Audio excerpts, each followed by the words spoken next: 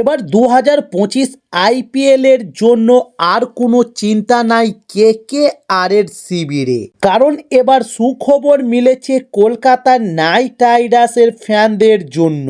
তবে আইপিএল এর নতুন মৌসুম শুরুর আগে দলে একের পর এক তারকা প্লেয়ারের চোটের খবরে চিন্তা বাড়ছিল কেকেআর এর টিম ম্যানেজমেন্টের। তবে এবার মৌসুম শুরুর আগে সকলে ফিট হবে নাকি তা নিয়ে ছিল সংশয়। তবে শুরুটা হয়েছিল দলের তারকা পেসার অ্যান্ডি নোকেয়ার চোট দিয়ে।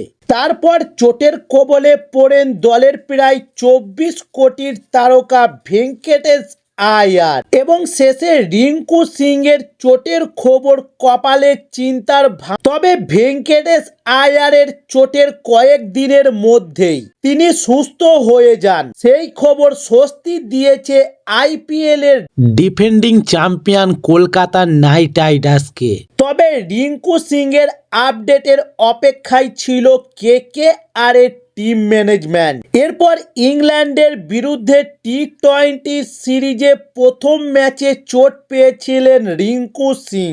তারপর টানা 2টি ম্যাচ খেলতে পারেননি কেকেআর এর তারকা।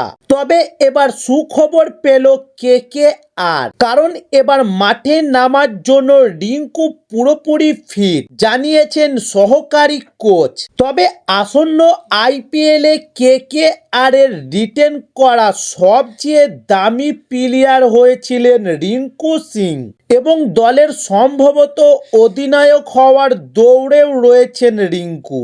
তাই কেকেআর এর তারকার চোট মুক্ত হওয়ার খবরে খুশি এবার কেকেআর এর সকল ফ্যানরা।